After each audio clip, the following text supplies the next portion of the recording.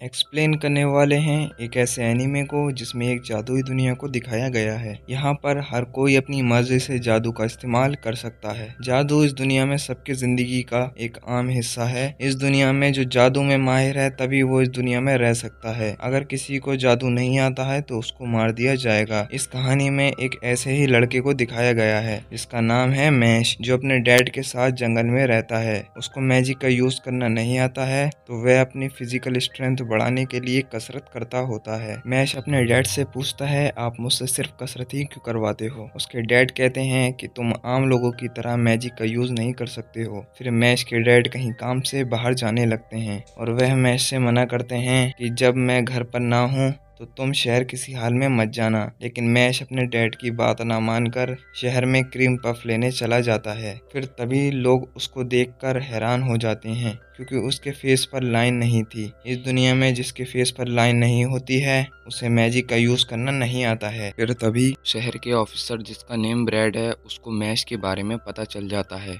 और वो officer mash को मारने के लिए आ जाता है। लेकिन टाइम रहते मैश के डैड वहाँ पर पहुँच जाते हैं और मैश को अपने साथ घर ले आते हैं। मैश जो वर्कआउट सुबह में करता है उसको फिर से वही वर्कआउट करने की पनिशमेंट मिलती है और मैश वर्कआउट करने के लिए बाहर चले जाता है। लेकिन ऑफिसर इनका पीछा करके मैश के घर पहुंच जाता है और वह मैश के डैड को टॉर्चर करने लगता है। मैश अपनी पनिशमेंट पूरी करके घर पर वापस आने लगता है लेकिन उसको पहले ही पता चल जाता है कि उसके घर पर वो ऑफिसर पहुंच चुका है। मैश से सब कुछ सुनने लगता है। ऑफिसर मैश के डैड से कहता है, अगर तुम मैश को हमें दे दोगे तो मैं तुम्हें माफ कर दूंगा। लेकिन मैश के डैड इस बात को मानने से साफ साफ मना कर देते हैं। फिर मैश के डैड के पास्ट को दिखाया जाता है। उनको भी मैजिक का यूज करना नहीं आता है और लोग उनको बुरा भला बकते रहते हैं।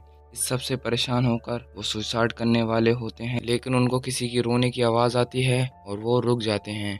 वह उस आवाज़ के पीछे जाते हैं। वहाँ पर एक बच्चा होता है। वो बच्चा और कोई नहीं मैश ही होता है और वहीं से उनको जीने का एक मकसद मिल जाता है। कसम खाते हैं कि मरते दम तक वो उस बच्चे का ख्याल रखेंगे। कहानी प्रेजेंट में आ जाती है। ऑफिसर मैश के डैड को मारने ही वाला होता है तभी मैश गेट तोड़कर अंदर आ जाता है और ऑफिसर के साथी की जम के धुलाई कर देता है। ये देखकर ऑफिसर भी मैश से फाइट करने लगता है। ऑफिसर मैजिक से अपने लिए एक शील्ड बना लेता है लेकिन मैश उसको एक बार से तोड़ देता है। ऐसी मैश उस ऑफिसर के सारे हमलों को बिना मैजिक के डॉज करने लगता है।